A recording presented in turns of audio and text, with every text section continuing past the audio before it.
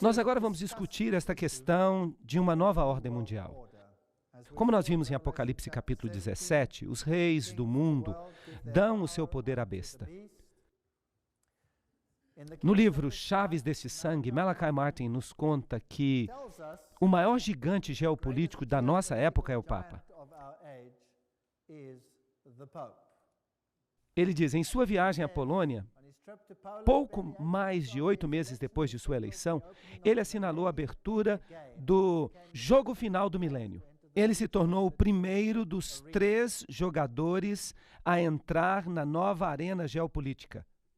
Ele diz que o Papa João Paulo entraria na área do jogo final do milênio como algo mais do que um gigante geopolítico de nossa época. Ele era e continua a ser o servo sereno e confidente do grande plano. E essa é a linguagem secreta da maçonaria. Aqui está o Papa João Paulo II com a comissão trilateral. E aqui está o Papa João Paulo II com B'nai B'rith, o maçom dos judeus. E esta é uma fascinante figura representativa, com ele no centro, controlando as mais poderosas correntes de pensamento do mundo. Porque é isso que este símbolo nos diz. Nós vimos em Apocalipse 17 algumas figuras dos poderes do mundo entregando-se ao papado. Lech Walesa, sendo honrado por seu trabalho como anfitrião do povo. O encontro entre Bush e Gorbachev em Malta, George Bush o chamou assim, um portal para um novo milênio de liberdade. E isso foi saudado como a construção de um novo mundo. É uma grande ideia, uma nova ordem mundial, na qual diferentes nações se aproximarão por uma causa em comum. Somente os Estados Unidos têm o posicionamento moral e os meios financeiros para sustentá-la. Então querem criar esta nova ordem mundial. Apocalipse 13 disse que a besta que sai da terra seria o poder que realizaria isso. Bush confirma isso para nós. Em 1990, o Nobel da Paz foi para Gorbachev porque ele perdeu o seu país. E ele se tornou o homem da década. E os velhos símbolos, que são os símbolos da maçonaria, do Império da Alemanha Oriental, foram removidos. Os emblemas comunistas desapareceram. O Jornal de Pretória, de 20 de agosto de 1999, relata o encontro de 63 países sobre o neoliberalismo. Fidel Castro dá um sinal maçônico. Aqui está ele com o Papa.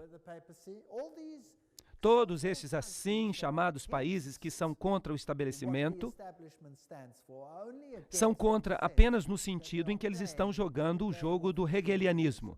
Tese, antítese. Mas por trás dos bastidores, todos pertencem ao mesmo clube. Vamos tentar provar isso. Fidel foi significantemente influenciado pelo jesuíta Armando Lorente e também por Alberto de Castro.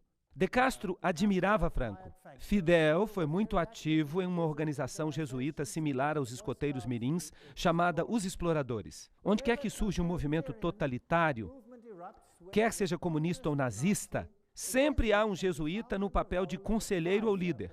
Em Cuba, era o padre Armando Lorente, amigo de Fidel, de Emmanuel Johnson. Então, esqueçam da ideia de que Cuba era contra o Papa. Um jesuíta estava por trás dos bastidores. Estavam jogando o jogo da tese e antítese. Quando os tiranos caem na Romênia ou no Panamá ou nesses países, esses tiranos eram colocados no lugar para criar um sistema de temor e caos. E então eles são removidos e o povo fica feliz em entregar as suas liberdades civis. Nós já vimos este vídeo aqui,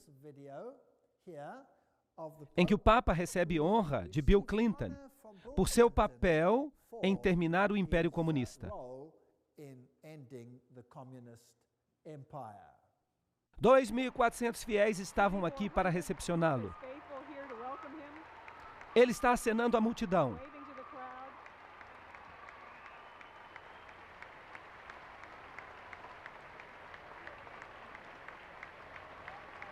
O arcebispo Regal está junto com o Papa. Eles cumprimentam a primeira-dama. Nós honramos Vossa Santidade por ajudar a criar uma revolução de valores e de espírito na Europa Central e na antiga União Soviética, libertando milhões para que possam viver por sua consciência e não pela coerção, e nos libertando a todos do constante temor da guerra nuclear. Em nome de todos que aqui estão reunidos, de fato, em nome de todo o povo da nossa amada nação, nós o recepcionamos de volta à América.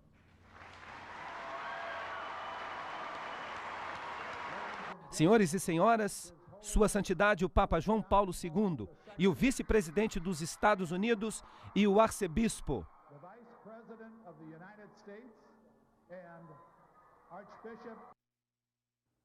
O Papa diz que a comunidade europeia foi enviada por Deus. Jornal Daily Telegraph, 3 de dezembro de 1999. Isso é fascinante. Konrad Adenauer, que era o chanceler alemão naquele tempo específico, quando isto foi planejado, bem, ele vai ser canonizado santo. Vocês acreditam nisso? Ele vai ser canonizado como santo por seu trabalho. E o Papa declara que a comunidade europeia foi enviada por Deus, por causa dos princípios católicos romanos. Todos eles serão chamados de santos. Agora, para conseguir realizar a União Europeia, eles usaram Maastricht. Maastricht é uma pequena cidade num país protestante, na Holanda. E o simbolismo usado foi interessante. 12 estrelas. Elas representam também as 12 estrelas que você vê no livro do Apocalipse. Só que eles as aplicam a Maria e não à mulher de branco. É também fascinante que a União Europeia publicou um pôster que foi colocado em toda a Europa. Ali vemos a Torre de Babel em construção. Conseguem enxergar? Isso foi colocado em toda a Europa. E as estrelas estavam de cabeça para baixo, representando o bode de Mendes, isto é, o satanismo. Esta é a nova Torre de Babel. E os altos políticos franceses disseram: nós estamos construindo uma nova Babel. E eles enfatizaram isso com este pôster. E disseram: desta vez ela será bem-sucedida. O novo parlamento da Comunidade Europeia foi construído exatamente como a Torre de Babel. De fato, ele tem uma placa do lado de dentro, ou um pôster, que diz precisamente isto. E há todos esses andaimes aqui para indicar que ela está em construção. Isso é muito arrogante. Esta é a nova carteira de identidade da Europa. E se você a virar de cabeça para baixo, o que você vê? Você vê o bode de Mendes. Eles modificaram um pouco os chifres para dar um outro simbolismo. O simbolismo do assento da terra. Mas as expressões faciais internas do bode são muito visíveis, discerníveis. E o significado disso aqui eu prefiro não dizer.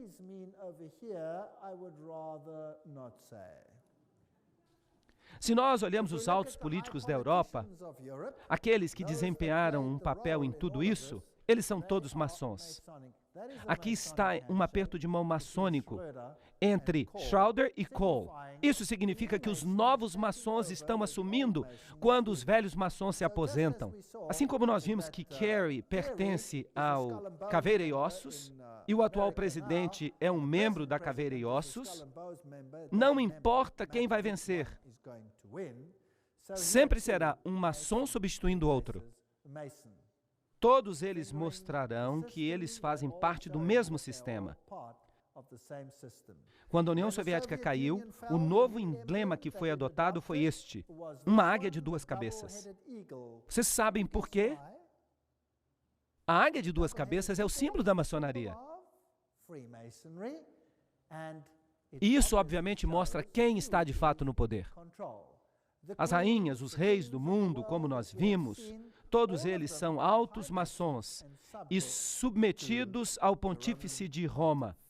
E quanto ao Islã, nós fizemos uma palestra para mostrar a intriga da religião islâmica e da religião católica que ocorre por trás dos bastidores. Tudo controlado pelas sociedades secretas. Tudo tem apenas um objetivo e um objetivo apenas: a sujeição a Roma. Então, o que dizer dessa guerra com o Islã? Quem são estas pessoas que controlam os cordões das marionetes no mundo? E por que as pessoas estão sendo esfregadas entre eles? Quando nós falamos sobre as estrelas de rock, quando falamos de pessoas como Bono, quando falamos de líderes políticos do mundo, todos parecem estar prestando reverência ao César papal. Do Oriente ao Ocidente, o mundo islâmico está sendo atualmente estabelecido como antítese no mundo religioso, colocado contra a cultura judia e cristã. Mas disso sairá uma síntese na qual todos se unirão. Aqui está um website. Bem, de fato o website está aqui embaixo. E esse aqui descreve com precisão quem é quem no zoológico. Adam Weishaupt, John Jacob Astor, Albert Pike, Andrew Carnegie, Irene DuPont, W. Averell Harriman, Bertrand Russell, Ted Kennedy. Esses são os Illuminati de ontem e hoje. George Bush, é claro, membro da Caveira e Ossos. Esta é uma suborganização do capítulo 322 de uma organização alemã, portanto, Illuminati.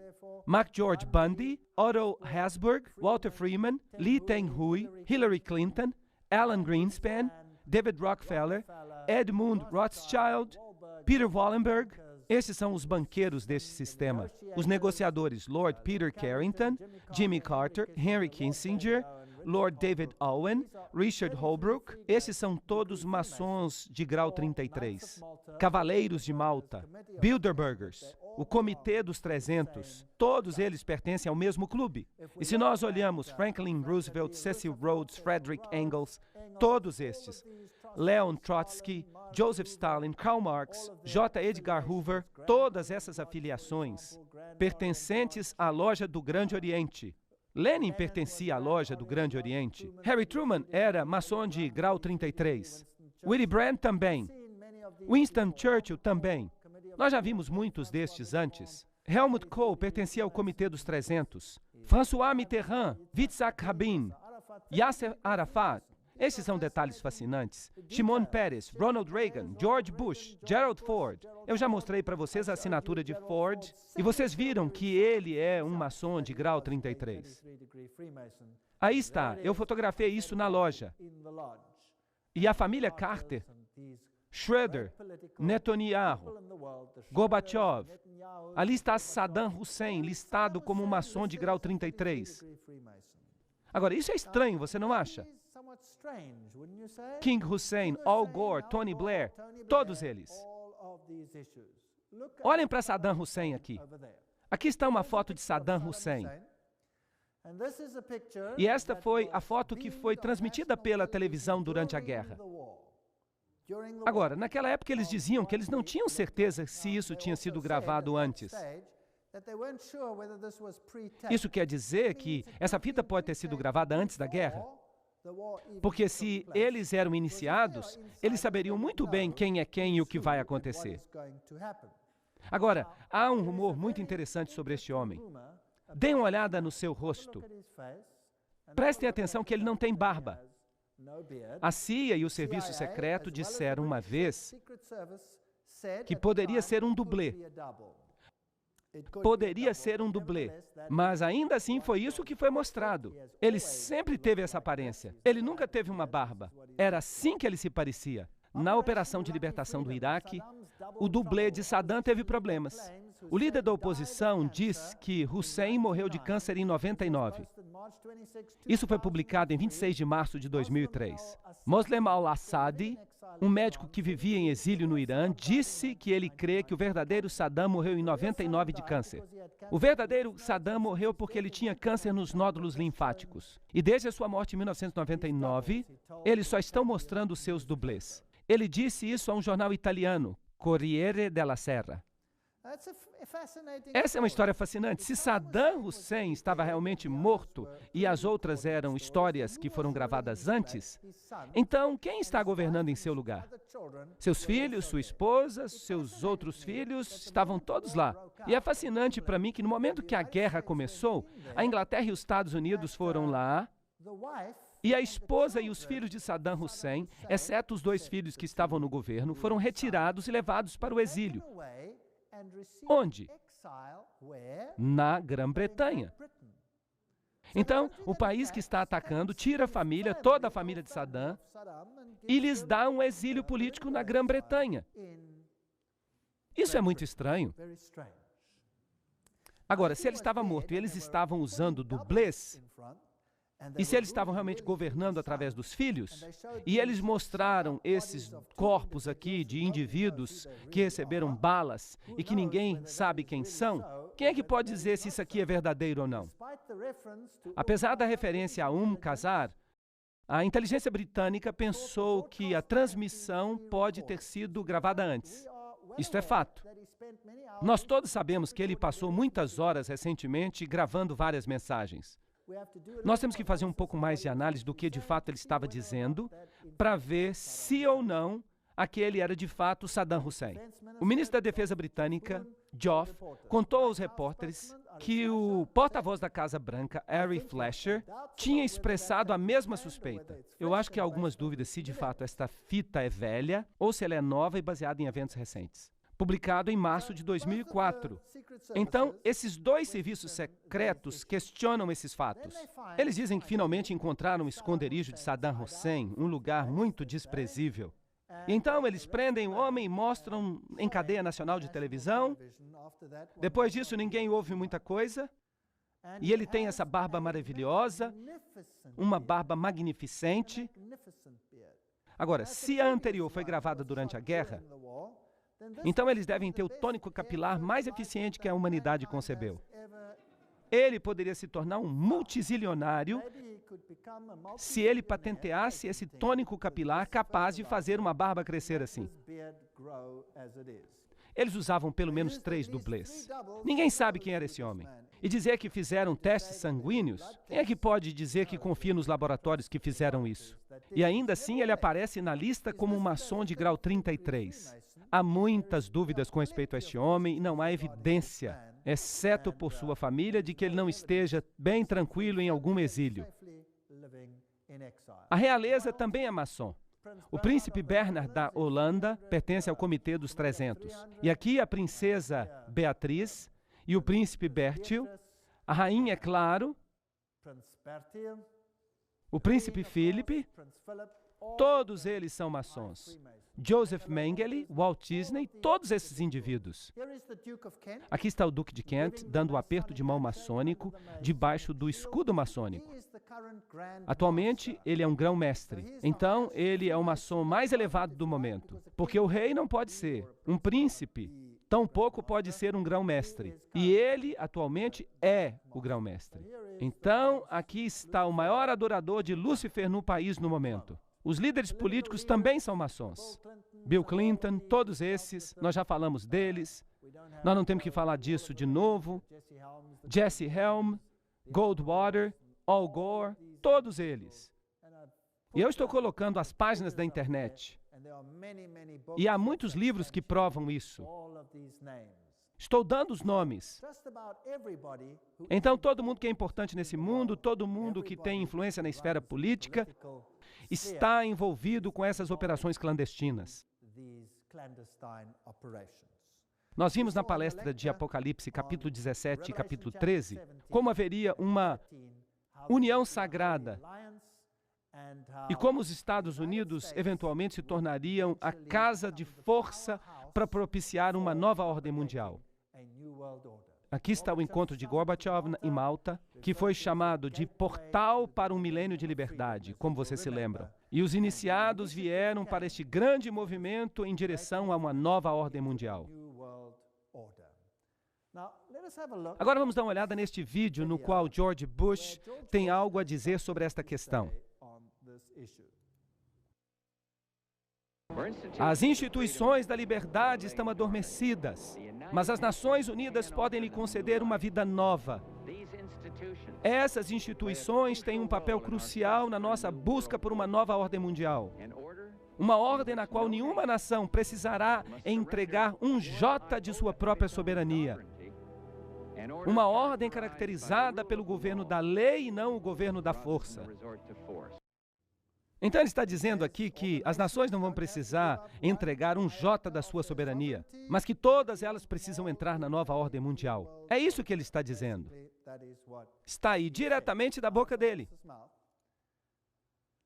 Então, esse terrível incidente ocorreu.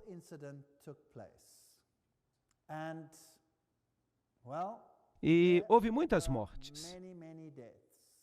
Um incidente muito estranho. Mas antes de falar sobre isso, vamos historiar um pouco. Os Estados Unidos estavam com um problema, porque eles queriam introduzir leis antiterroristas. Mas não havia nenhum terrorismo de verdade nos Estados Unidos.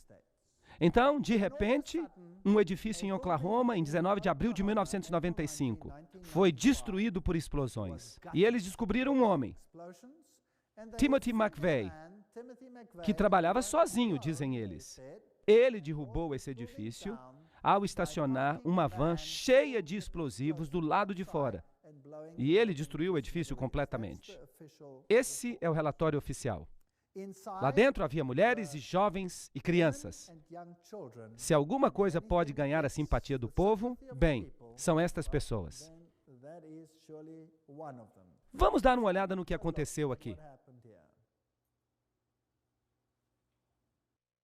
Embora as autoridades oficiais informem que uma segunda bomba foi encontrada dentro do edifício federal na cidade de Oklahoma, foi uma explosão às 9 horas da manhã que causou este estrago que você está vendo aqui. A primeira bomba que estava no edifício federal explodiu, e vocês veem o dano que ela causou aqui. A segunda bomba foi encontrada e desarmada. E a terceira bomba foi encontrada e eles estão desarmando a bomba neste exato momento enquanto nós falamos. E eu entendo que tanto a segunda quanto a terceira bombas, se vocês conseguem imaginar isso, era maior do que a primeira bomba. Então vocês ouviram em cadeia nacional que havia uma segunda bomba. E a primeira bomba causou o dano que vocês veem aqui. Eles encontraram um terceiro dispositivo explosivo dentro do edifício. Mas o que diz o relatório oficial? Que havia uma van do lado de fora com explosivos. Bem, eu não estava lá. Então eu não vou me colocar como juiz do que de fato aconteceu. Não, eu estou meramente dizendo o que o repórter disse, o que o noticiário disse. E por isso nós fazemos perguntas, mas cabe a vocês a decisão. Timothy McVeigh aparentemente trabalhava sozinho, assim como no caso Kennedy. Ele explodiu todo lugar. Mas testemunhas oculares dizem que viram 2 indivíduos e que viram este caminhão no dia anterior e que eles tinham um número. Mas quando esse edifício explodiu, não havia nenhuma cratera no lugar onde este caminhão deveria ter explodido. Agora, se um caminhão explode do lado de fora do edifício, é necessário que haja uma cratera, e o edifício deve implodir. Mas o edifício não implodiu, ele explodiu. Isso tem que ter sido feito por um dispositivo colocado do lado de dentro. Agora, para encerrar o caso e para dizer que foi um caminhão, as pessoas disseram, bem, certamente se foi um caminhão, então deve haver algumas partes do caminhão que sobraram. O que eu quero dizer é que uma explosão não destrói todas as peças de um caminhão. Elas podem estar bastante danificadas, mas deve ter sobrado alguma peça do motor ou algo parecido. Mas não havia nada. E, eventualmente, a pressão se tornou tão forte que um agente da CIA, que estava correndo a 4 quarteirões de distância, tropeçou num pedaço do eixo do caminhão e o encontrou. Mas o problema é, como dizer que essa parte do eixo fazia parte do caminhão? E agora eles descobriram um número de registro. E, por sorte, o número estava no eixo traseiro. Agora, em nenhuma parte do mundo inteiro, os números de registro dos automóveis ficam no eixo traseiro. Então, esta é uma questão estranha. Mas, no entanto, ele foi identificado como o único culpado. Mas há tantas suspeitas em relação a esta explosão que eles eventualmente fizeram um contrato e eles destruíram todo o edifício antes da possibilidade de examinar o que de fato havia acontecido naquele evento particular. Então aconteceu outro evento. As Torres Gêmeas. Mas o que aconteceu depois do primeiro evento? Depois da bomba em Oklahoma, os Estados Unidos conseguiram aprovar legislação antiterrorista em 5 dias. E aquela legislação antiterrorista deu poderes ao presidente dos Estados Unidos para suspender a Constituição. mas não concedeu a ele poderes para poder entrar em qualquer país do mundo que ele quisesse. Para isso, ele precisava de uma legislação sobre guerra. Alguma coisa parecida com Pearl Harbor. Era necessário um incidente. Bem, esse incidente ocorreu quando as Torres Gêmeas foram destruídas. E o presidente Bush falou às Nações Unidas em novembro de 2001.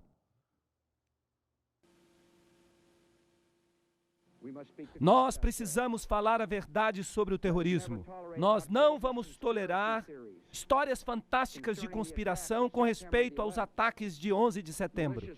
Mentiras maliciosas que tentam tirar a culpa dos terroristas, tirar a culpa dos culpados.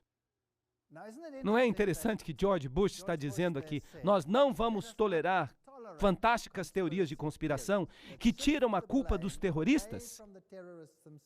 Por quê? Porque muitas pessoas já não estavam acreditando que o relato daqueles incidentes era preciso. Vamos examinar a primeira colisão. Foi aqui que o primeiro avião se chocou. Tim, sua vida vai mudar, mas mais importante, a vida do seu filho vai mudar. Para sempre. A América nunca mais será a mesma depois de 11 de setembro. Nós estávamos nos preparando para esse tipo de evento já fazia uma década. Nós temos orientações presidenciais de um projeto chamado Defesa da Pátria.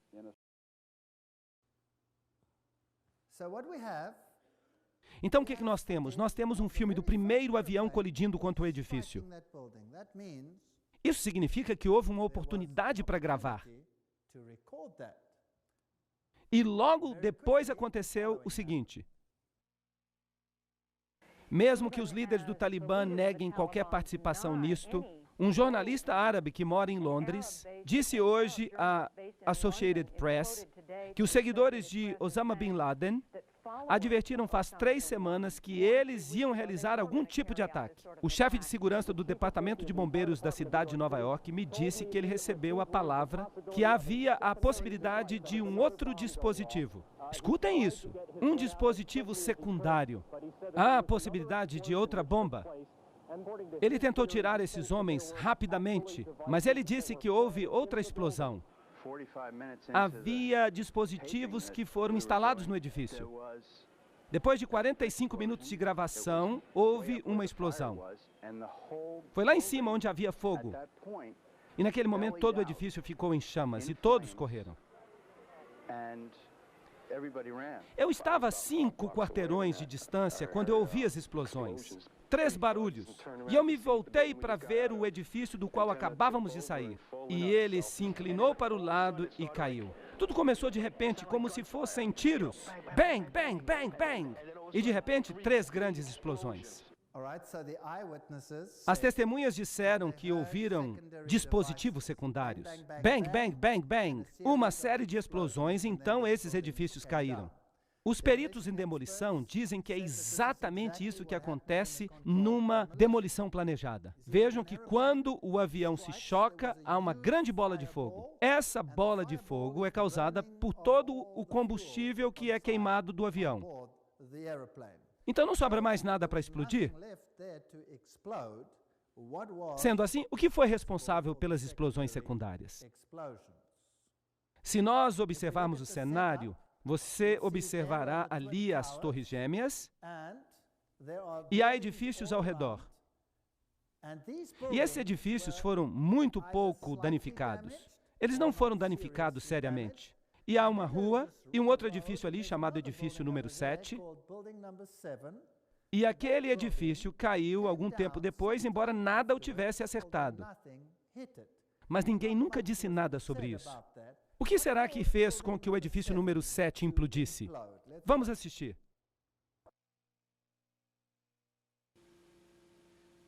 O primeiro avião colidiu e um terceiro edifício no World Trade Center entra em colapso.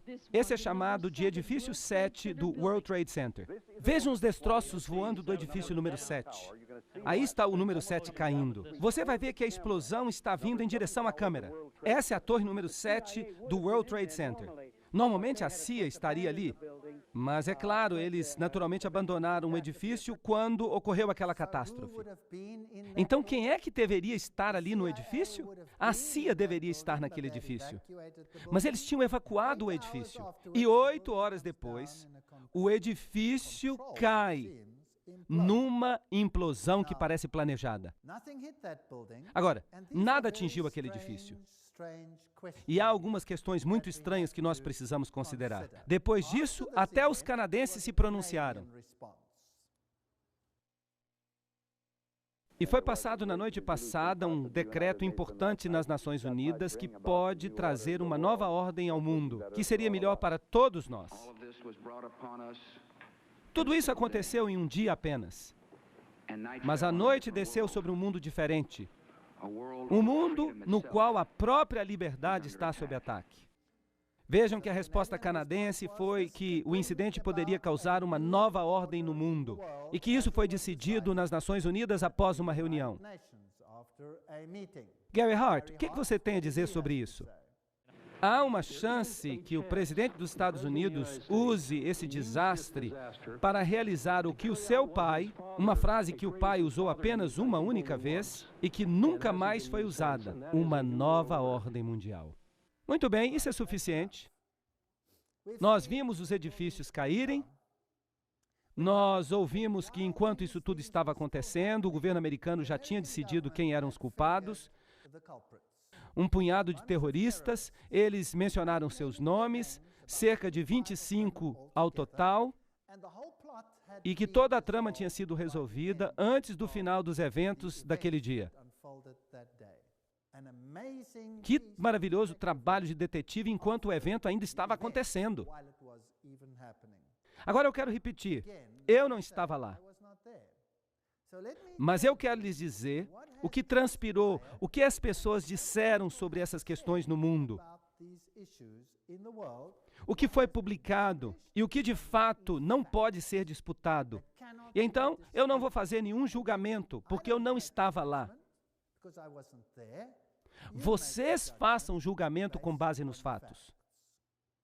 Esta é a história. Eles disseram que os terroristas tinham origem árabe. E eles mencionam os nomes dos passageiros daqueles aviões da United Airlines. E que a mente brilhante por trás de tudo era um homem cujo nome era Atta. Dizem que foi ele que recebeu aula sobre como pilotar o avião. Quando eles liberaram os nomes, imediatamente houve uma resposta dos países árabes, porque 5 dos terroristas, dos supostos terroristas mencionados, estavam bem e vivos. E, é claro, não podiam ter estado no avião, certo? É muito importante, eles estavam bem e vivos e não podiam estar no avião. E como é que então eles sabiam que Atta era a mente brilhante? Bem, aconteceu de ele esquecer os seus documentos no táxi que o levou para o aeroporto. Foi por isso que eles conseguiram seus documentos. Agora, que terrorista deixaria os documentos para trás? Esta é uma questão. O próximo ponto, que é muito interessante, é que eles dizem que tem evidência de que ele era um homem porque ele escreveu um bilhete suicida. Isso é fato. Isso é o fato publicado. O que eu estou dizendo agora, e eu não estou inventando isso, há provas dessas coisas. Tudo isso é fato. Você decide o resto por si mesmo. Agora, ele escreveu um bilhete suicida. E esse bilhete suicida foi encontrado dentro de sua valise. E ele entregou a sua valise, como normalmente nós fazemos quando vamos para um avião. Agora, que pessoa escreveria um bilhete suicida que vai ser destruído num acidente de avião? Será que isso faz algum sentido? Então, o fato é que eles têm um bilhete suicida. Mas a pergunta é, se ele entregou a valise quando ele entrou no avião, como é que eles têm esse bilhete suicida? Por acaso, esta foi uma das valizes que eles esqueceram de colocar no avião. E foi assim que eles conseguiram o bilhete. Como é que eles poderiam saber que havia terroristas árabes lá? Porque havia um passaporte. Nada mais sobreviveu ao acidente do avião. Mas um passaporte caiu e ficou um pouco queimado, mas dando ainda a possibilidade de identificar um dos terroristas. Agora, estes aviões, eles atingiram as Torres Gêmeas com absoluta precisão. As suas caixas pretas foram totalmente destruídas. Elas são feitas de titânio e elas são planejadas para sobreviver a qualquer acidente. Nenhuma caixa preta foi encontrada. Elas foram totalmente destruídas. Então nós temos uma situação muito estranha. O que atingiu o edifício número 7? Nada o atingiu. Mas ele caiu do mesmo jeito que os outros. E há evidência de que havia dispositivos secundários nos edifícios, como vocês mesmos ouviram os comentaristas dizerem. E a infraestrutura dos aviões? Bem, havia algumas peças que foram encontradas. Então, é claro, houve uma situação de fato em que esses aviões atingiram aquele edifício particular. Porque você tem um monte de peças, de componentes de avião que sobreviveram. Com aquelas explosões tremendas, havia peças de avião por toda parte. Toda vez que um avião tem um acidente, há enormes peças de fuselagem que restam. E eles usam essas peças para poder imaginar o que causou o acidente, e eles fizeram a mesma coisa no caso das Torres Gêmeas. 3 dias antes que esses edifícios caíssem, 3 dias antes, as ações das companhias aéreas tinham sido vendidas numa negociação como nunca tinha existido antes. E alguns bancos compraram essas ações. Isso poderia ser um indício de que alguma coisa estava prestes a acontecer. Então houve um caso muito interessante. Havia um homem num país, no Canadá, que estava na prisão. Eles o prenderam por causa de uma situação de jogo ilícito. E eles o prenderam e ele disse: "Me deixem sair. Eu estou clandestinamente trabalhando para a CIA. Eu sou um agente. Eu estava investigando lavagem de dinheiro. Mas eles não deixaram sair." Então ele deu os nomes dos seus contatos da CIA. Mas a CIA provavelmente ficou embaraçada pela situação e negou que ele trabalhasse para ela. E esse homem ficou muito zangado, porque ele sentiu que ele tinha recebido uma facada nas costas. Isso acontece muito nesse tipo de negócio. E então ele escreveu uma carta antes do ataque de 11 de setembro, e ele fez um esboço de alguns eventos que aconteceriam. E ele mencionou que aviões iam tentar colidir contra as Torres Gêmeas e o Pentágono. Mas ninguém acreditou nisso. Mas quando aconteceu, eles se lembraram. Aqui estava um agente da CIA que disse, antes de acontecer, o que ia acontecer. Isso pode ser um acaso, isso pode não ser um acaso. Vocês decidem. E este tal de Atta, que eles pensam que planejou tudo, tendo apenas feito um estágio em pilotagem, ele fez tudo com absoluta precisão, o que é uma história interessante. Recebendo fundos de $100 mil do Serviço Secreto Paquistão em sua conta bancária, e vocês sabem que esse serviço secreto é muito amigo dos Estados Unidos. E nós temos essa transferência de dinheiro. Mas a conspiração não termina aí. No artigo Das Bositz im Pentagon, Os Males que se Sentam no Pentágono, foi escrito por um homem, pelo cientista político Thierry Meyssan, da França. E ele tem algo muito interessante a dizer. Quem foi? O que aconteceu aqui?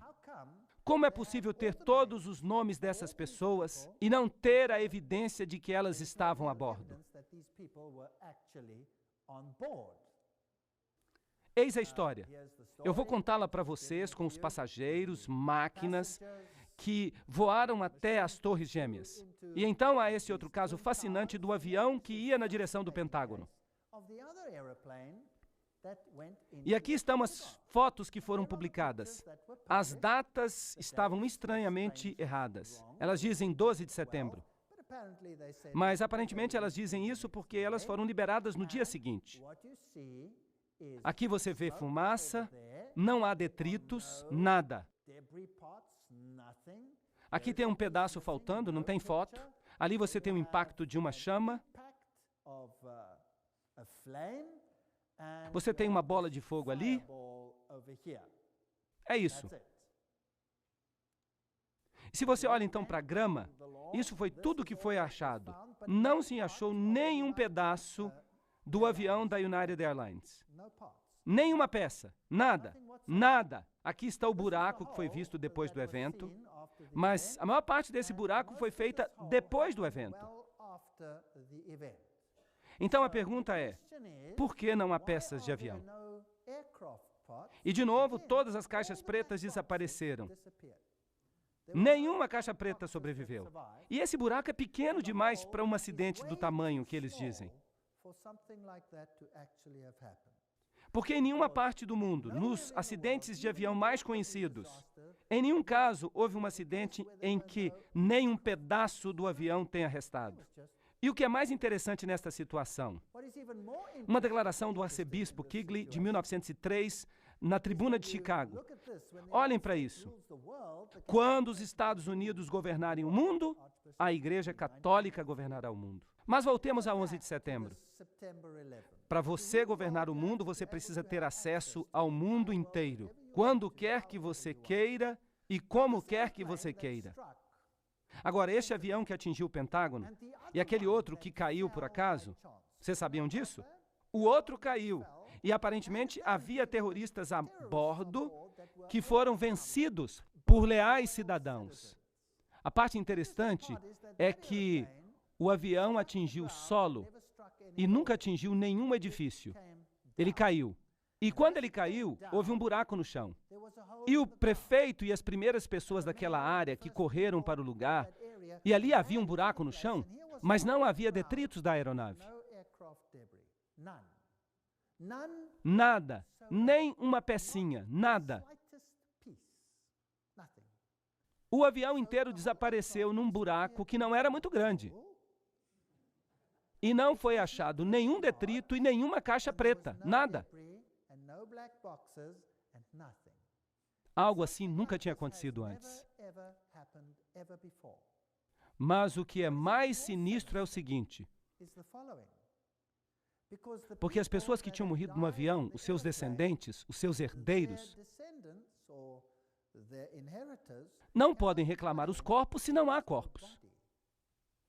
Mas na investigação, eles identificaram cada pessoa com o seu grupo sanguíneo e com as partes do corpo que foram entregues para a família. Não havia peças de avião, não havia nada daquela natureza, não havia avião. E, no entanto, eles foram capazes de identificar todos os corpos. Será que isso faz algum sentido? Não faz nenhum sentido. E, aparentemente, houve ligações telefônicas entre a aeronave e o Pentágono. Essa informação foi divulgada. A informação era de que houve um grupo terrorista, terroristas árabes, e eles estavam atacando este lugar, e a ligação telefônica foi feita com um celular. Mas, é claro, vocês sabem que se você faz uma ligação de um celular, então você recebe a conta pela ligação do celular. E ninguém nunca conseguiu encontrar os registros dessa ligação. Então, o Pentágono deu um passo para trás e disse: bem, de fato nós não recebemos a ligação do celular. Nós recebemos a ligação de um telefone a bordo do avião. E de novo eles fizeram uma investigação. Se você faz uma ligação de dentro do avião, então você tem que passar o seu cartão de crédito e há um registro de uma transação de cartão de crédito daquela ligação. Mas não foi encontrado nenhum registro. Então, o Pentágono deu um passo para trás e disse: sim, é verdade, mas foi feita uma ligação a chamar. É por isso que não há nenhuma informação no cartão de crédito, porque o indivíduo não usou o cartão de crédito. Mas a verdade é que ninguém consegue fazer uma ligação a cobrar de um avião. E aí a história acabou. Então aqui estão 4 aeronaves. Nenhuma peça foi encontrada, exceto aquelas das Torres Gêmeas. Há buracos no chão, mas não tem nenhuma aeronave lá. todas as partes dos corpos com análise de DNA. Isso é interessante, muito interessante. Eles tinham planejado antes, na Baía dos Porcos, uma operação assim, aparentemente. Essa é a história. Eles estavam ensaiando uma forma de enganar as pessoas com uma operação de avião, em que um avião decolaria, pousaria, as pessoas sairiam, e então um outro avião controlado por rádio decolaria e criaria a situação que eles quisessem sem qualquer pessoa a bordo. Isso já tinha sido feito antes nos Estados Unidos. Então pergunte-se a si mesmo, como é possível que todas as evidências circunstanciais apontem para o fato de que não havia ninguém naqueles aviões? Ninguém. E aí as pessoas ficaram com medo do antrax e, eventualmente, quando um alto político sugeriu que o antrax estava vindo de um laboratório dentro dos Estados Unidos, de repente houve silêncio absoluto. Então não vamos continuar falando de 11 de setembro e dizer foi este ou aquele partido. A verdade é que a situação foi uma situação muito estranha. E se você observa os figurões nos Estados Unidos, quer seja Madeleine Albright ou qualquer outro, eles usam símbolos secretos que demonstram sua ligação com Lúcifer. O presidente Clinton aqui está recebendo o Papa publicamente. E ele diz que não é católico romano? Isso é impossível. Hillary Clinton está usando o símbolo da Fênix, que é um símbolo maçom. Tony Blair usa símbolos maçônicos. Os presidentes, os primeiros ministros do mundo, quer seja Margaret Thatcher ou Carter, quem quer que seja, todos eles parecem pertencer a organizações secretas. Quer sejam líderes religiosos ou líderes políticos, quer estejam na Europa, ou nos Estados Unidos, ou no Oriente, todos parecem estar envolvidos. Então, antes de continuarmos, vamos primeiramente contemplar o que aconteceu na situação da África. Mas nós vamos fazer isso em outra sessão.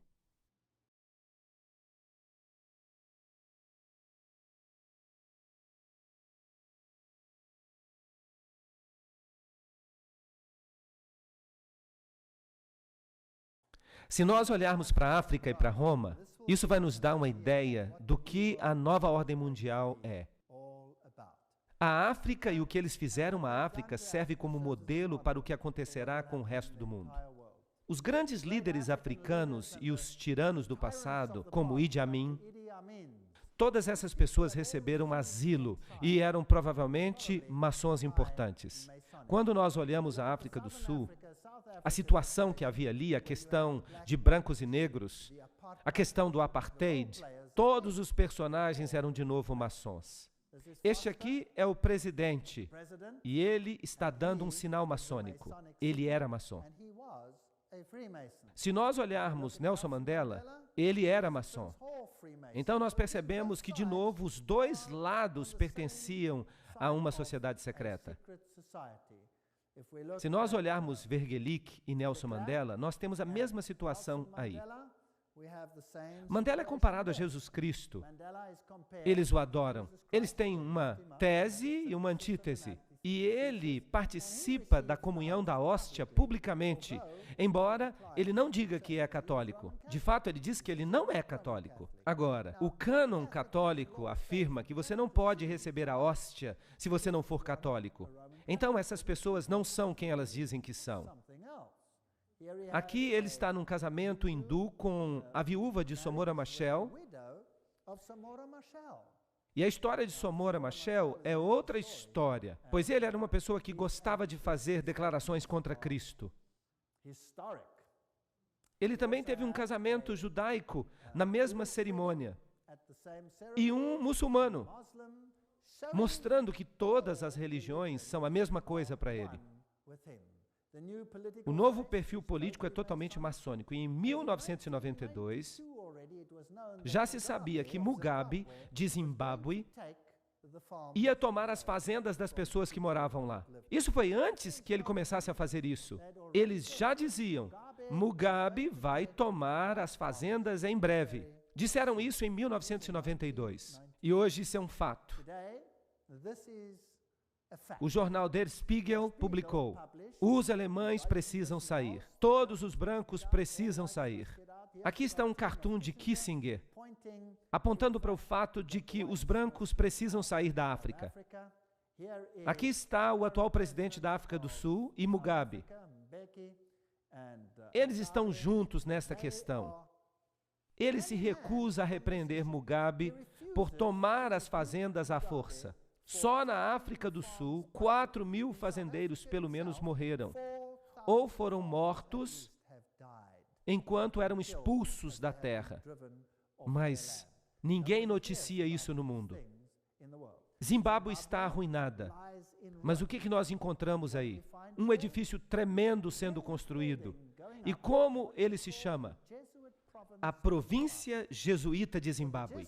Então os jesuítas controlam este país. Esta é a Escola Jesuíta de Filosofia e Letras. Edifícios novinhos, enquanto o país está em ruínas. Eles estão se preparando para a ordem mundial.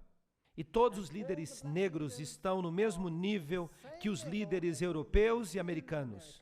Eles todos pertencem ao mesmo clube. Mas o que é esta nova ordem mundial? Aqui está o novo emblema da África do Sul. E você pode ver nele a fênix se levantando das cinzas, a coroa de Mitra com os 7 raios. Todo este simbolismo aponta para a mesma coisa. Eu vou explicar para vocês essa nova ordem econômica. Eu vou apresentar para vocês citações dos próprios católicos. E eu quero dizer para vocês que o que nós estamos experimentando ainda não é nada comparado com o que vai vir. E eu posso dizer isso porque eu já passei por essa experiência. Se vocês quiserem um dia ler um livro interessante, Megalomania Eclesiástica. Mas eu também vou fazer citações de encíclicas.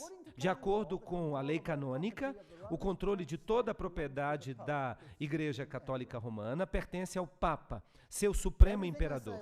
Tudo que eu vou dizer agora vai ser confirmado por uma citação. Tudo vai ser substanciado por uma encíclica papal ou por uma citação. O comunismo tornou toda a propriedade particular uma propriedade do Estado. O capitalismo diz, a propriedade pertence ao indivíduo e ninguém tem o direito de tirá-la. Agora, se isso é tese e antítese, então deve também existir um intermediário. E é por isso que o Papa condenou o comunismo, mas ele também condena o capitalismo. A nova ordem mundial será um intermediário em nome da igualdade. Então vamos dar uma olhada nessa questão do pensamento econômico da Igreja Católica Romana, a propriedade privada. Tomás de Aquino não escreveu nenhum tratado sobre economia, mas seu pensamento, baseado no de Aristóteles, é a base para a compreensão do pensamento econômico da Igreja Católica Romana. Toda vez eu vou fazer uma citação. Agora, nesta citação, o que Tomás de Aquino está dizendo?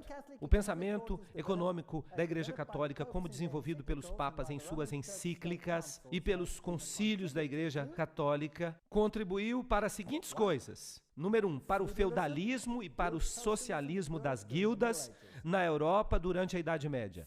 Número 2, para o fascismo na Itália, Espanha e Portugal. Para o nazismo na Alemanha no século XX, para o intervencionismo e o Estado redistributivo do Ocidente, incluindo os Estados Unidos no século XX. E número 5, a teologia da libertação na América Latina e na África no século XX. Tomás de Aquino disse, a posse comum de todos os bens é uma lei natural. Ele escreveu, disse que a posse de todos os bens em comum e da liberdade universal são uma lei natural porque a distinção entre bens e a escravidão não são coisas da natureza, mas invenções da razão humana para o benefício da vida humana. Agora, o que isso tudo significa? Simplesmente quer dizer que a propriedade é para o uso comum. Você pode possuí-la, mas é para uso comum. A comunhão de bens, escreveu ele, pertence à lei natural. Não que a lei natural dite que todas as coisas devem ser possuídas em comunhão e que nada possa ser uma propriedade individual. É possível que possuamos bens, sim, mas porque a divisão dos bens não se dá de acordo com a lei natural, mas é, em vez disso, oriunda do acordo humano, o que pertence à lei positiva. Eles falam tanta abobrinha, mas é interessante. Continuem prestando atenção. Então, a posse de bens não é contrária à lei natural, mas uma adição a ela inventada pela razão humana. Vamos continuar. Tomás escreveu: portanto, tudo que um povo tiver em excesso é devido pela lei natural ao propósito de socorrer os pobres. Agora nós estamos chegando lá. Você pode ter bens, qualquer coisa que você queira, mas se você tiver mais bens do que você precisa, esses bens devem pertencer ao uso comum daqueles que não têm nada. Será que isso faz sentido? Agora, se você cria duas classes de indivíduos, os ricos e os pobres, e se há uma situação em que as duas classes, os ricos e os pobres, você pode viajar o mundo inteiro e você vai ver que há nações ricas e nações pobres. E você vai descobrir que todas as nações ricas são protestantes. Já notaram isso? Todas as nações ricas são protestantes. Agora, se você tivesse um plano de deserdá-las todas, para que você pudesse ser de novo governante de tudo, e para que elas tivessem que vir implorar aos seus pés por qualquer coisa, vejamos então como isso se desdobra para o propósito de socorrer os pobres. Porque os bens são para uso comum pela lei natural. Então, não é pecado se os pobres tiram os bens dos seus vizinhos. Tomás escreveu: em casos de necessidade, todas as coisas se tornam propriedade comum. Então não há pecado em tomar a propriedade do outro, porque a necessidade a torna como pertencente a todos. Claro que há um aspecto da partilha. Se eu vejo que o meu próximo está em dificuldade, como bom cristão, eu devo ajudá-lo, certo? Sim, mas agora nós estamos falando de uma lei. Então, se o meu vizinho tem uma necessidade, e quem determina a necessidade? Ele mesmo determina a necessidade. Eu tenho necessidade, eu tenho necessidade. Eu tenho necessidade de uma televisão, e eu não tenho televisão. E você tem dinheiro, e você pode comprar outra televisão se você quiser. Ele pode roubar a televisão sem ser um pecador, certo?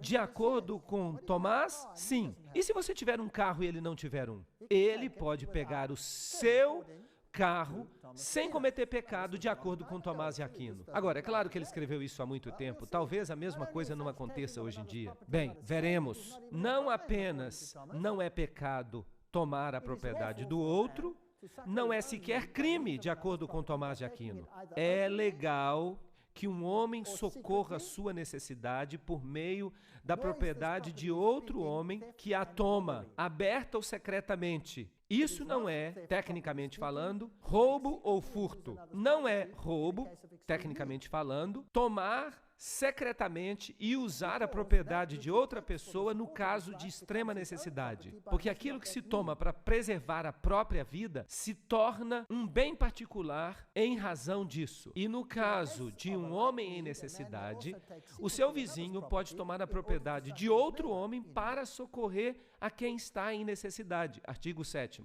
Isso está ficando interessante? Agora, vocês sabiam que se eu deixar a minha propriedade desocupada na África do Sul e alguém se mudar, eu não posso expulsá-lo? Ele entrou porque tinha necessidade. Essa é a lei. E vocês acham que isto é apenas uma lei da África do Sul? Não, esta é uma lei britânica também. Esta é uma lei que está presente em virtualmente todos os países agora. Agora, ela ainda não está sendo implementada porque a situação ainda não exige que ela seja implementada em todos os lugares. Mas uma vez que as fronteiras forem abertas e milhões de pessoas pobres começarem a entrar, bem, então haverá grande necessidade. Então, o que é que está acontecendo com a necessidade do outro lado do oceano? Bem, na África do Sul, uma pessoa sai para o feriado e volta e a casa está ocupada. E não podem expulsar esses invasores. Mas porque a propriedade está no nome da pessoa, a pessoa ainda tem que continuar a pagar as contas, mas a necessidade fez com que aquele bem se tornasse um bem comum. E por isso, as pessoas se mudaram para lá. Será que essa é toda a situação? Bem, é ainda pior. A doutrina católica romana da propriedade privada tem ecos no slogan comunista do século XIX. Pedimos a cada um que está de acordo com sua habilidade e devemos dar a cada um de acordo com a sua necessidade. Vocês estão vendo que isso é uma doutrina católica? Os direitos humanos se tornam mais importantes do que os direitos à propriedade. E este era o credo da grande sociedade de Lyndon Johnson. Nós vamos tirar de quem tem e vamos dar para quem não tem, quem precisa. Foi Lyndon Johnson que disse isso. E onde é que ele morava? Isso também aparece na literatura do fascismo, do nazismo, da teologia da libertação, no intervencionismo e no socialismo. O destino universal dos bens. Esta é a expressão de João Paulo II em sua encíclica de 1987, intitulada A Preocupação Social. É necessário declarar uma vez mais o princípio característico da doutrina social cristã. Os bens deste mundo se destinam a todos. O direito à propriedade privada é válido e necessário, mas ele não anula o valor deste princípio. A propriedade privada, de fato, é uma espécie de hipoteca social. Isso significa que ela tem uma função intrinsecamente social que se baseia e que se justifica precisamente pelo princípio do destino universal dos bens. Puxa, o que o Papa Paulo II acabou de dizer? Ele disse que o que Tomás de Aquino havia dito é o que ele está dizendo. Você pode ter uma propriedade privada. A Igreja Católica defende a propriedade privada. Isso parece muito bom. Mas então se diz que essa propriedade é somente sua para uso comum. Então um dia você acorda e o seu jardim está cheio de invasores. E você chama a polícia e diz: "Ei, saiam daqui, saiam da minha propriedade." E eles dizem: "Deixem-nos em paz ou nós vamos estourar os seus miolos." E você vai à polícia e você diz: "Policiais, venham me ajudar. Há pessoas que estão invadindo a minha terra." "Desculpa," eles dizem, "essas pessoas precisam. Você tem muita terra de qualquer forma." Acostume-se com isso. O Papa Paulo VI deixou esse ponto claro em sua encíclica de 1967 sobre o progresso dos povos. Todo homem tem o direito de encontrar neste mundo as coisas de que precisa. E isso é interessante. O recente Concílio Vaticano II nos lembrou disso. Deus pretendia que a terra e que tudo que ela contém fosse de uso para todo ser humano, para todos os povos. Assim, todos os homens deveriam seguir a justiça e se unir em caridade. Bens criados deveriam ser abundantes para todos, numa base racional. Todos os outros direitos, quer direitos à propriedade ou ao livre comércio, devem ser subordinados a este princípio. Isso significa que se eu tenho a necessidade de um bem manufaturado, que eu posso roubá-lo? Então eu estou dirigindo o meu carro e há um roubo de carro a cada 12 minutos. E alguém com arma aparece e diz: "Saia do carro." E eu entrego o meu carro. E se eu não entregar, o que acontece comigo? Eu levo um tiro. O homem tem necessidade do meu carro. Ponto final. Na minha igreja, lá na minha cidade, nós temos sequestros e mais sequestros. Até o pastor. Eles bateram nele e tentaram amarrá-lo e colocá-lo no bagageiro do carro. Eles o teriam matado. Ele conseguiu brigar e se libertar, mas ele ficou sem o carro. E vocês acham que alguém está tentando encontrar os carros que foram roubados? Acham um aqui e outro lá. Vocês acham que alguém se importa quando os fazendeiros estão sendo mortos e expulsos de suas terras? Alguém faz alguma coisa aqui e acolá apenas para enganar o povo, mas basicamente nada se faz. E as mãos da polícia estão amarradas. E a lei diz isso, não há nada que se possa fazer. Outro dia, 2 ciclistas estavam passeando quando 5 homens armados apareceram e pediram a bicicleta. Eles pegaram a bicicleta. Mas os ciclistas estavam armados, porque está se tornando cada vez mais como o Velho Oeste. E eles se defenderam. Eles atiraram em um e fugiram. E vocês sabem o que aconteceu? Os 2 ciclistas estão na cadeia. Sim, Eles foram condenados porque feriram uma pessoa desnecessariamente. Eles podiam ter dado as bicicletas para eles. Isso teria resolvido o problema. Vocês percebem que a lei está de cabeça para baixo? Na bula Alegria e Esperança, a Constituição do Vaticano II, que João Paulo II citou, explica isso em detalhes. Se alguém está em extrema necessidade, ele tem o direito de buscar o que ele precisa das riquezas dos outros. Agora, quem define a necessidade?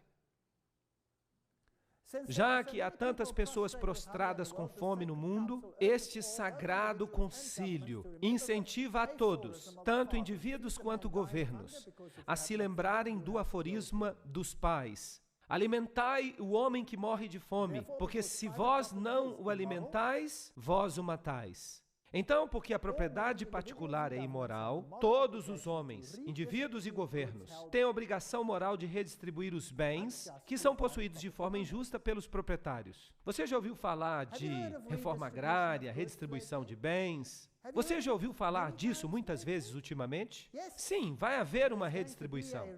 Todos os bens, isso inclui não apenas os bens disponíveis na natureza, mas os bens manufaturados também. João Paulo II declarou que todos os homens devem ter acesso a esses bens que Deus queria que fossem de uso comum, tanto os bens naturais quanto os bens manufaturados. Não existe essa coisa de dívida, só no papel.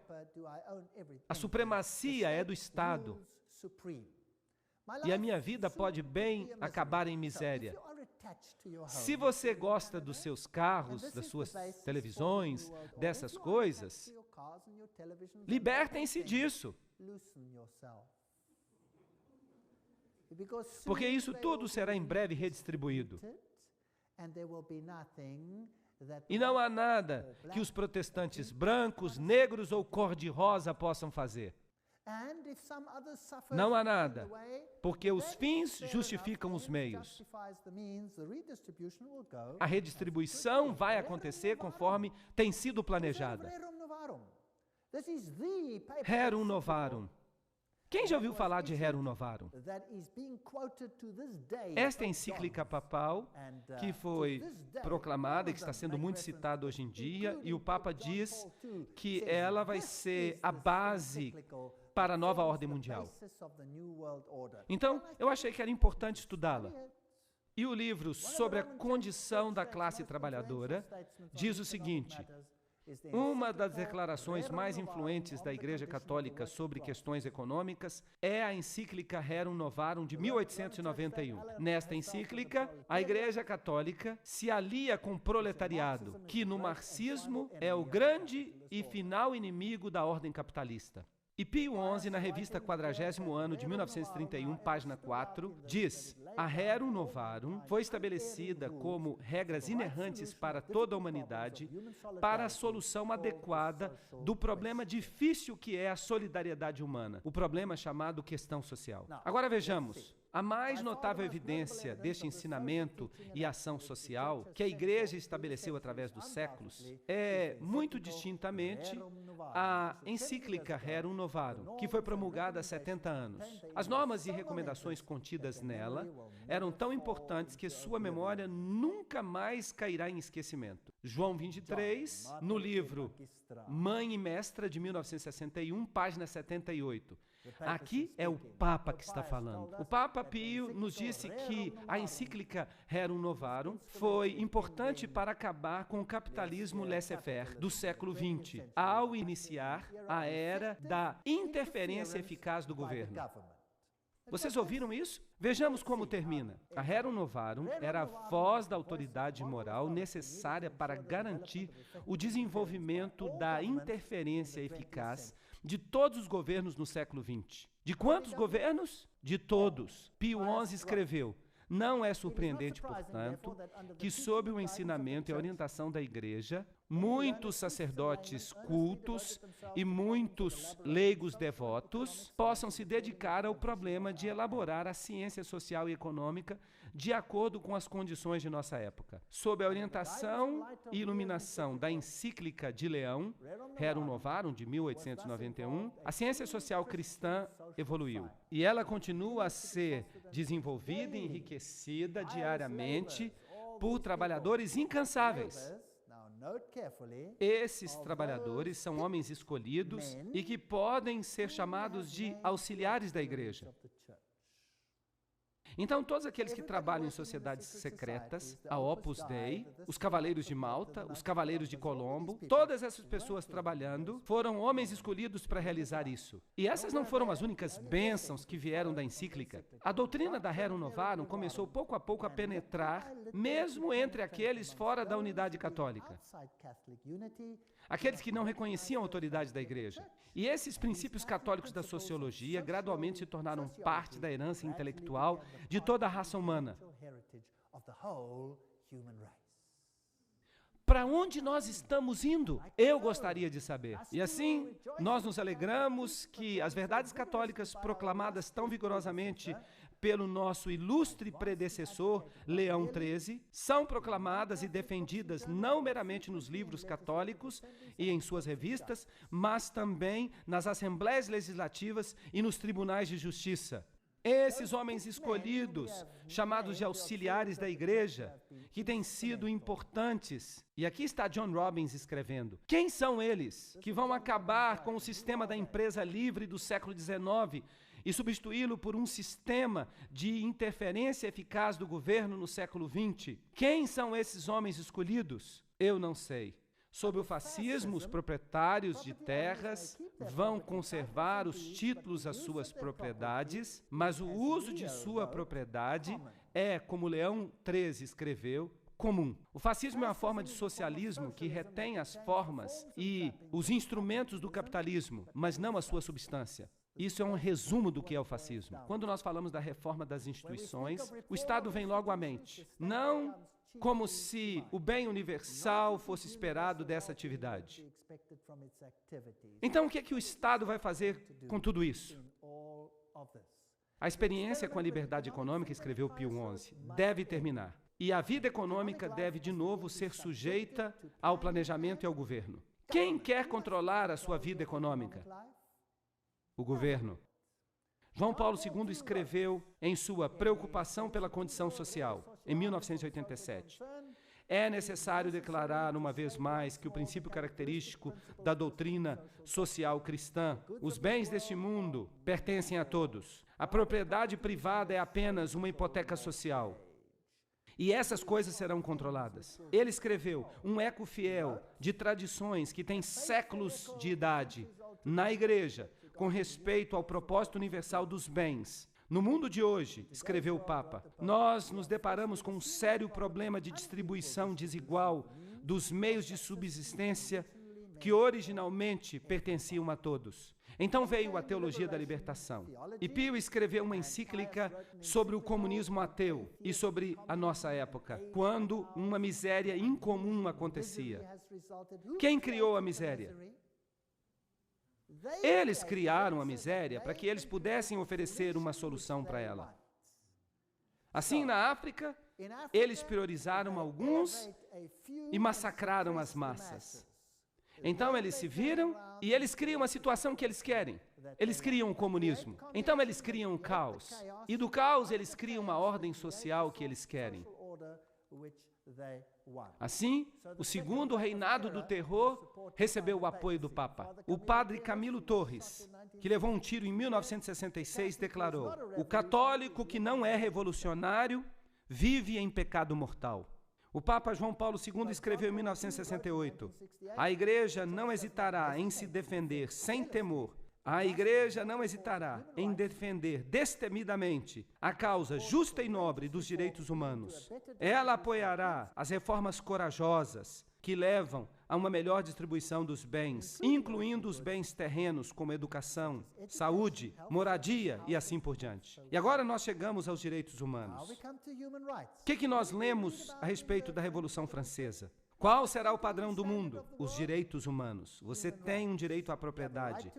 Você tem o direito a qualquer coisa da qual você precise. Nós nos convencemos de que a teologia da libertação não é apenas oportuna, mas útil e necessária. É isso que o Papa diz. Não sou eu. Estas são as suas palavras. João Paulo II escreveu isso numa carta aos bispos brasileiros. Ela deveria constituir um novo estágio da reflexão teológica iniciada com a tradição apostólica. E então ele volta a falar da Rerum Novarum. Franklin Roosevelt, quando foi eleito, convidou o professor O'Brien para fazer parte da sua administração. Quem era O'Brien? O'Brien escreveu em 1931, os trabalhadores têm o direito que a indústria lhes ofereça os seus meios de sobrevivência, porque de tempos em tempos eles trabalham até a exaustão da morte. E quando a indústria se recusa a fazer isso diretamente, então é a obrigação do governo exigir que ela o faça. Viram como a declaração começa? Então vamos falar desses direitos humanos. Primeiro, você tem direito a fundar sindicatos para as classes operárias. Você tem o direito à cultura. Número 3, você tem o direito a emigrar. Você tem o direito a imigrar. Você tem o direito à alimentação, vestimenta, a cuidados médicos, a um salário justo, à vida, a um ambiente seguro, à segurança pessoal dos trabalhadores, à vida familiar, à propriedade privada, do jeito que eles entendem, é claro, ao uso comum de todos os bens, ao trabalho, a uma pensão, seguro, a uma aposentadoria na velhice, o direito à associação, número 19, o direito à segurança, número 20, o direito à integridade física, aos serviços sociais necessários, o direito à greve, número 23, o direito a escolher a sua filosofia de vida, o direito de constituir família, o direito à educação, 26 ao emprego, 27 à boa reputação, número 28 ao respeito, número 29 à informação apropriada, Puxa, isso dá trabalho. Como é que se controla isso tudo? Como é que se controla isso? Se você vai controlar cada aspecto disso, você precisa controlar cada aspecto da vida de uma pessoa. No futuro, você não será capaz de sequer ir ao banheiro sem pedir a permissão do Vaticano. Eles vão controlar cada aspecto de sua vida. Eles vão controlar tudo. E o governo vai se tornar ultra forte. E onde é que o dinheiro para fazer tudo isso vai vir? Vai vir de você. Agora, quando o dinheiro sai de você, o que acontece com a sua riqueza? Ela diminui e diminui e diminui. Isso significa que a classe média vai desaparecer. Quantas classes havia na época em que o catolicismo dominava a Idade Média? 2. A classe feudal, os goim, e a classe alta, que controlava tudo. Agora, se nós tirarmos os empregos, e no meu país o desemprego está em cerca de 50%, na Alemanha é cerca de 1,5%, e depois começou a subir para 2, 3, 5, 10, 20%. Agora, o desemprego está por toda parte na Europa. Por quê? Porque todos os países do bloco oriental foram incorporados à Europa e deve haver uma redistribuição de riqueza. E a riqueza está diminuindo cada vez mais. As pesquisas recentes não mais indagam onde você vive. Elas perguntam: quantos cômodos a sua casa tem? Quantas pessoas vivem lá? Quantos isso e quantos aquilo? E onde é que se fazia isso antes? No comunismo. E o que acontecia se sua casa era maior do que a sua necessidade? Quem tinha necessidade pegava a sua casa. Mas quem tinha que pagar por ela? Você, porque ela era sua. Está pior agora até do que no comunismo, não está? Eles vêm para o nosso país e agora você tem que se registrar em cada localidade individual, e você não pode votar fora da sua zona eleitoral. Você tem o seu nome inscrito numa zona específica, e então eles vêm até a minha casa e eles dizem que eles querem saber qual é a minha religião. E eu digo: eu sou cristão. E eles perguntam: de que denominação? E eu digo: não é da sua conta. Quantos cômodos você tem? E eu respondo: suficiente. E eles dizem: nós queremos saber exatamente quantos cômodos você tem. E eu digo: eu tenho o suficiente. Nós queremos saber exatamente. Isso não diz respeito a você. Por que você precisa saber exatamente? Eu posso construir um novo cômodo na próxima semana? Eu posso colocar uma parede bem aqui? Eu posso transformar 1 em 2, certo? Então não é da sua conta. Mas você fica encrencado quando você responde assim. Você não deve fazer isso. Portanto, todo homem precisa ter aquilo que é necessário para que ele tenha uma vida verdadeiramente humana. Vocês sabiam que agora ter uma vida verdadeira humana é a mesma coisa para os católicos que salvação? Eu vou falar mais sobre isso no futuro, numa palestra futura. Vocês vão ver que eles dizem que ser salvo significa viver uma vida verdadeiramente humana. Isso significa que o reino de Deus para o catolicismo é o reino do catolicismo governando o mundo nesta terra e dando a todos a capacidade de viver uma vida verdadeiramente humana. Isso significa o suficiente para cuidar das suas necessidades básicas e nada mais. Vocês gostam da nova ordem mundial? Vocês gostam dela? Vocês sabiam que a Bíblia o chama de homem do pecado? Agora, há uma outra palavra para redistribuição de riqueza, e eu já a mencionei para vocês. Sabem qual é ela? Isso se chama roubo. É mesmo. A Bíblia diz, não furtarás. Isso significa que você não deve tirar de um e dar isso para outro. Isso é chamado de roubo. Isso é quebrar os mandamentos de Deus. Não estou correto? E nós vamos ver que esse sistema de direitos humanos, ele quebranta cada um dos mandamentos de Deus. Quando Deus distribuiu a terra a Israel, como fez a distribuição? Como uma herança eterna. A terra pertencia a eles. Acabe queria a vinha de Nabote. E Nabote disse para ele, eu não pecarei contra o meu Senhor, porque esta terra me foi dada como herança eterna e aos meus filhos. Deus dá a cada um o que lhe pertence.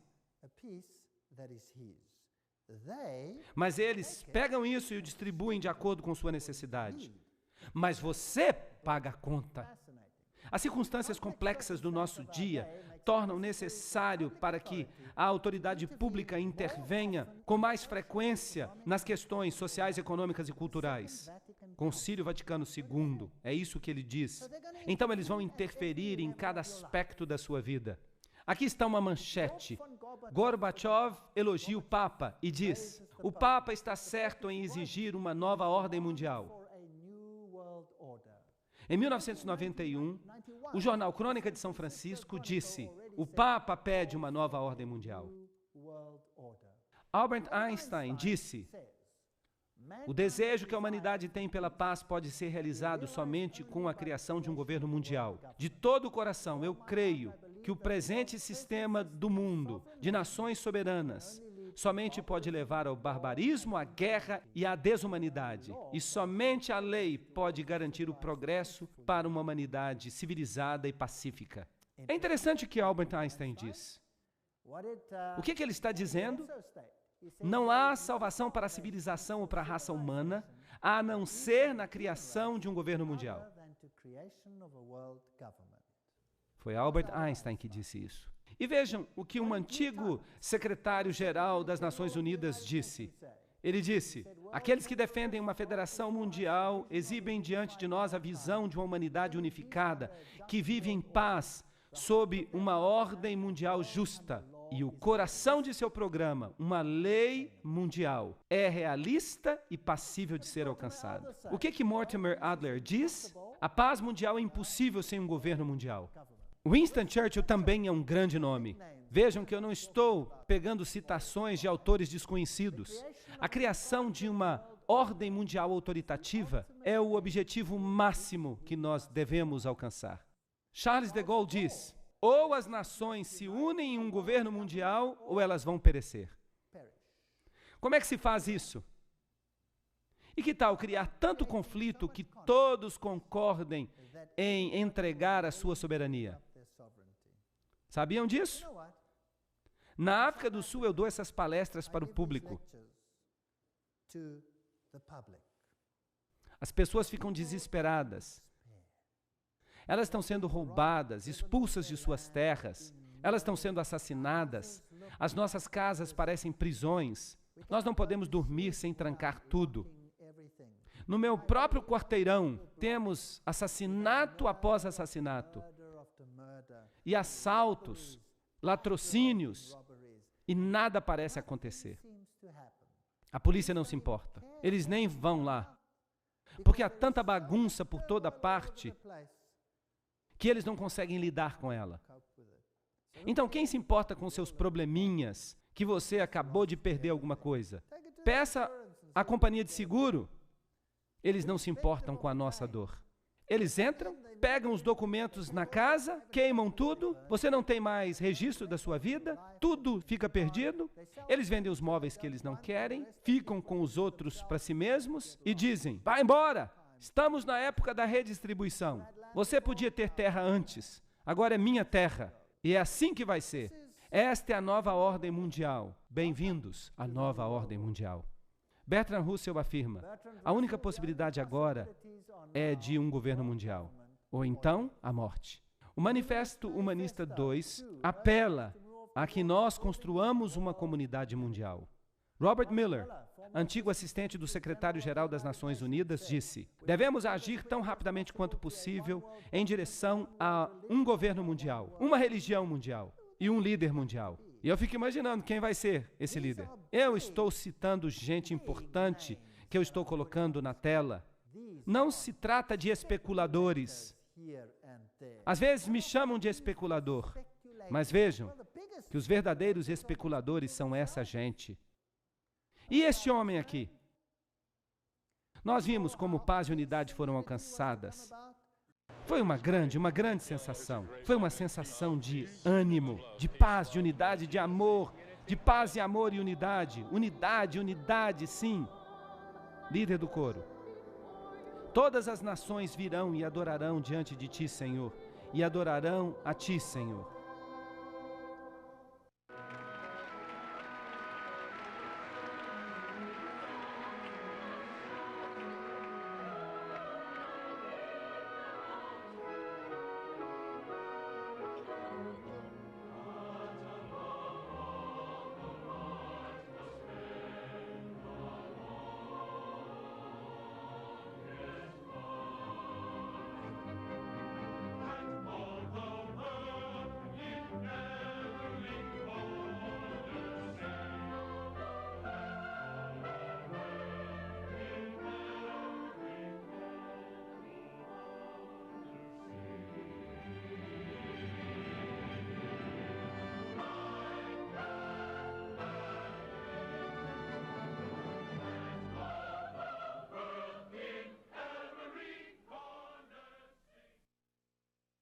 O Papa apela por uma nova ordem mundial. A CNN, no dia 1º de janeiro de 2004, apresentou todo o seu discurso do Ano Novo.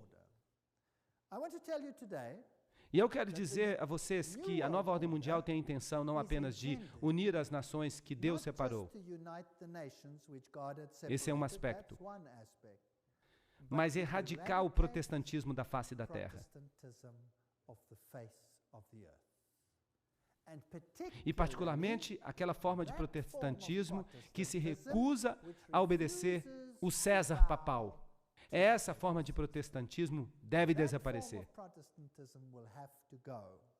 E nós veremos que, sob as circunstâncias que serão criadas, essas condições estão agora começando a ficar em seu devido lugar. Tudo está pronto. Eu vou mostrar isso na tela para vocês. Não percam as minhas próximas palestras, porque nós vamos entrar em um território proibido. Eu vou colocar citações na tela, e vocês verão que os nossos filhos vão ter problemas. Eu não acho que o problema é Islã. E eu não acho que o problema é o islamismo. É outra coisa. Não percam os próximos episódios. Mas antes de terminar hoje, eu gostaria de lembrar a vocês que Jesus disse: e se eu sei e se compreendo de todo o meu coração e de todo o meu entendimento que Satanás, porque o dragão lhe deu autoridade e grande poder, está fazendo o seu reino aqui na terra, então Em vez de me tornar desiludido, assustado, histérico, eu sei que o tempo vai ser curto, não é? Eu sei que o Senhor vai voltar em breve. Então, quanto a mim, eu me desapeguei das minhas propriedades. Se eu tivesse que chegar em casa na próxima semana e visse a minha esposa num cômodo e todo o restante da casa ocupado, então eu diria, isso vai ser destruído de qualquer forma, quem se importa? Tudo vai ser destruído quando o Senhor voltar por seu brilho na sua vinda. Então por que não deixar que eles tomem agora? E eu vou dizer para eles, divirtam-se enquanto vocês podem. Eu vou me mudar para outro lugar. Eu não me importo em viver debaixo da ponte. Isso está bem para mim. Se eles pegarem os meus carros, isso também está bem.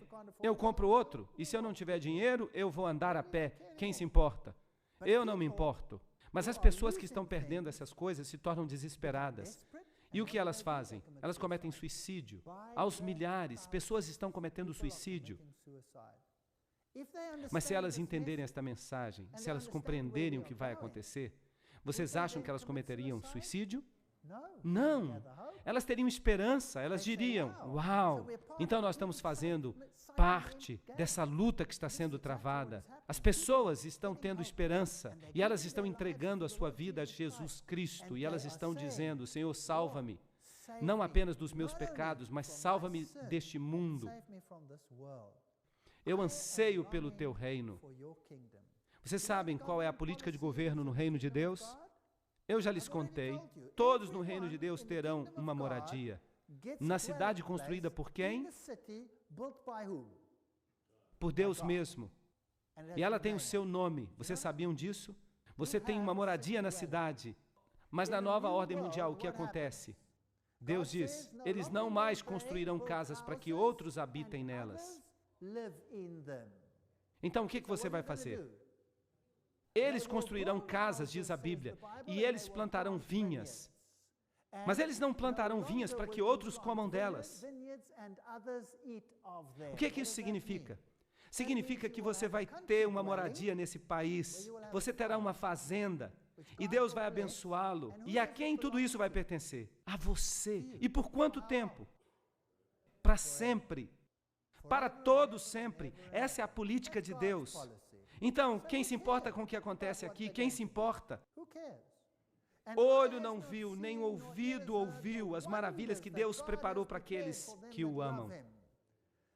Isso não inclui apenas a glória de ver o nosso Rei no céu. Isso inclui tudo que vai tornar a nossa vida agradável. Vale a pena esperar por esse novo reino. E eu aguardo ansiosamente pelo novo reino de Deus. Será um ótimo lugar. Mas este mundo, infelizmente, vai de mal a pior. Eu não quero mentir para vocês, dizendo que ele vai melhorar. O que eu vou dizer para vocês é que ele vai piorar. Ele vai piorar muito. O que aconteceu na Revolução Francesa é apenas um prenúncio do que vai acontecer no mundo inteiro. Haverá uma anarquia tão grande que você não pode crer. Mas se você estiver sob a proteção do Altíssimo, nada vai acontecer com você. Então, por que não aceitá-lo? Por que não dizer, Senhor Jesus, eu quero que Tu sejas o meu Salvador pessoal? Por que não dizer, Senhor, purifica a minha vida, vamos andar juntos, porque o Teu governo é o único que vale a pena. Imagine olhar o rosto de Deus e dizer, este é o meu Deus a quem eu aguardava.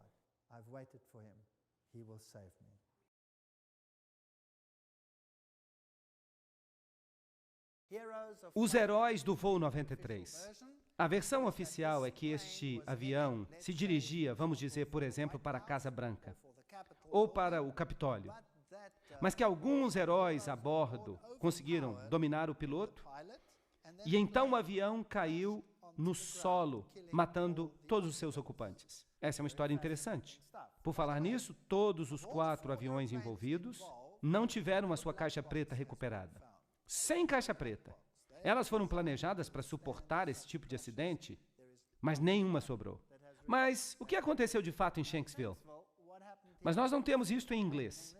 Está em alemão. Então nós colocamos as legendas para que você possa ler em inglês enquanto nós avançamos. E vocês vão poder ver o que aconteceu. Aqui as pessoas vêm e agora elas entrevistam o prefeito de Shanksville, que foi o primeiro a chegar à cena. Então nós temos aqui o que estava presente quando eles chegaram. E vocês vão ver uma coisa muito interessante. Ernest Stoll, o prefeito da comunidade vizinha de Shanksville, se lembra. Bem, sim, o meu genro e um bom amigo meu foram os primeiros a chegar. Eles estavam em Shanksville, na esquina de uma rua, conversando. A picape de Johnny estava ali. E eles foram os primeiros a chegar. Foi só depois deles que os bombeiros chegaram. E eles ficaram estupefatos porque eles vieram ver um acidente de avião, mas não havia nenhum avião. Não tinha nenhum avião aí.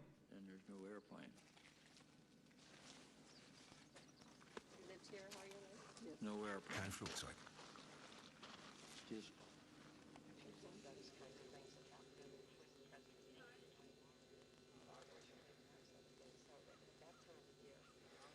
Vocês foram enviados ao lugar do acidente e não havia nenhum avião?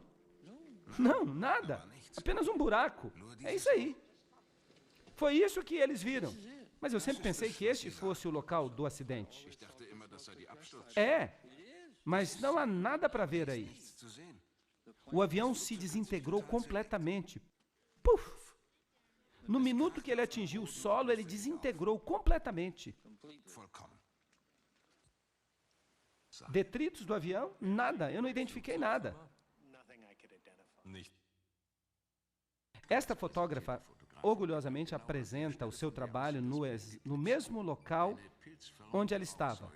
Uma nuvem em forma de cogumelo, que também foi vista por outras testemunhas oculares. Foi isso que nós vimos. Parecia uma nuvem de cogumelo. Afeganistão. Depois de um impacto da bomba, o mesmo tipo de nuvem em forma de cogumelo e fumaça é formado que nós vimos em Shanksville.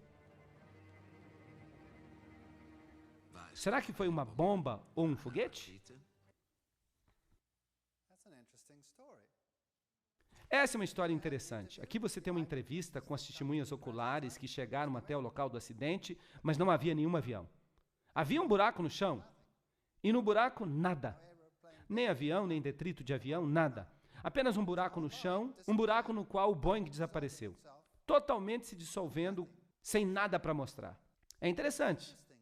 Mas eles recuperaram todos os corpos que estavam a bordo, mas não havia nenhum avião. Agora, isso é esquisito. Você tem que admitir que isso é esquisito. E aqui está a foto da nuvem que se formou. Esta é a foto que foi tirada quando a explosão de fato aconteceu. Esta foi a nuvem que se formou. E ela se parece com a nuvem que se formou após uma bomba no Afeganistão. Então perguntamos, será que pode ter sido uma bomba e não um avião? Onde está o avião? Nós não sabemos, ele sumiu. Nunca na história do mundo um avião desapareceu dessa forma. Vocês se lembram quando o ônibus espacial explodiu? Foi um desastre terrível, foi quase como uma explosão nuclear. No entanto, eles reconstruíram praticamente todo o ônibus espacial a partir dos detritos que eles recuperaram. Não é verdade? E aqui nada, nada. Não há avião. Desapareceu. Nada. Isso é muito estranho.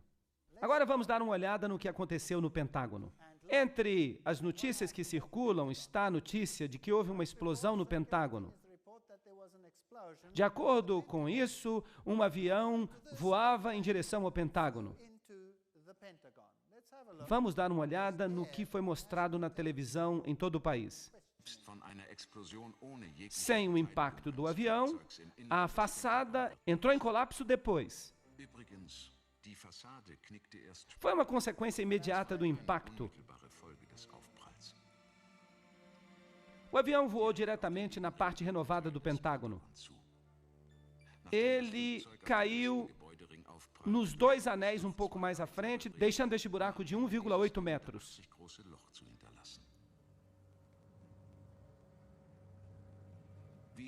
Assim como no caso de Shanksville, o avião foi também completamente pulverizado no ar.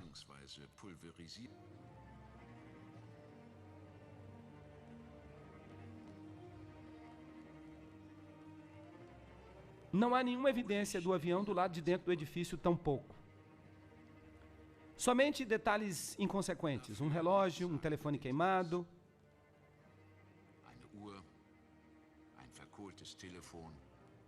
salas cheias de fuligem, móveis.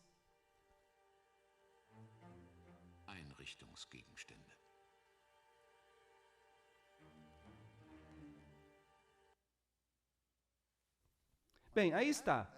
Esse é o segundo.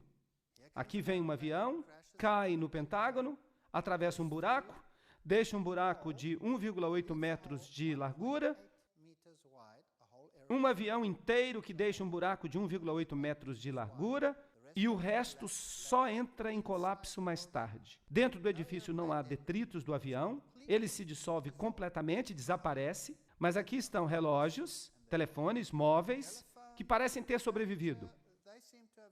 Nada mais. Não tem nenhum pedaço do motor. Nada sobreviveu. Não há nada do avião. Mas e as torres gêmeas? Todo mundo viu que os aviões se chocaram contra elas. O que nós encontramos ali? Eis a situação. A situação é completamente diferente nas torres gêmeas. A despeito da destruição muito mais massiva, a gente chega a tropeçar nos detritos dos aviões. Aqui não tinha problema.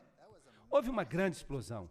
Se algo deveria ter partido esses aviões em pedacinhos, deveria ter sido esta explosão. Mas havia muitos detritos de aviões. Mas no Pentágono, nada. Em Shanksville, nada. Sem avião. Dissolveu completamente. A gente não deve estranhar que este francês aqui, chamado Thierry Meyssan, diz: será que a maldade vive no Pentágono? Este é o homem que concebeu parte desta teoria, perguntando: quem era? O que aconteceu aqui? Será que foi totalmente diferente do que as pessoas disseram? Estas são as cenas que foram divulgadas. Interessante que a data diz 12 de setembro. Eles dizem que é porque elas foram divulgadas no dia seguinte. Aqui está uma vista do avião quando ele ia se chocar. E então, de repente, um quadro escuro. Nada. Então temos uma chama. E o avião desaparece. Não há nada. Agora, quando um avião aterriza num campo aberto, tão baixo assim, e ele é atingido na sua parte inferior, então o trilho de aterrissagem desce automaticamente, devido à informação do altímetro. E isso causaria uma linha de destruição na grama que vocês não podem acreditar. Mas não há nada, só aquele buraco. E aqui está a nuvem com a chama que a gente vê. E esse pequeno buraco no edifício que depois entra em colapso. E todo o detrito que você vê do lado de fora do prédio não tem nada a ver com o Boeing. Não tem nada a ver com o avião. Não há nenhum detrito que pertença ao avião, nenhum. Então, o fato da questão é o seguinte, que imediatamente depois desses eventos, uma ação foi tomada internacionalmente. E você tem uma legislação dura, uma resposta da segurança da pátria. Todas essas coisas aconteceram. Agora, eu não estou dizendo quem foi. Eu não estou dizendo o que se cogitou. Eu estou dando apenas os fatos como eles foram. Vocês vão decidir se a versão oficial merece crédito ou não.